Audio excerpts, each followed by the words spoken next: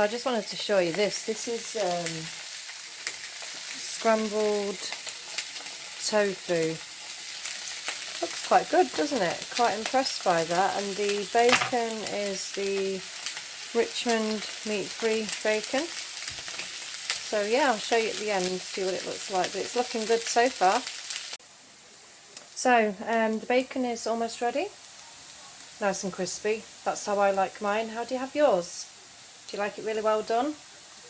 I used to know a lady that used to fry it for 3 seconds on either side and then eat it like that. Oh, not for me, but how do you like it? Let us know in the comments below.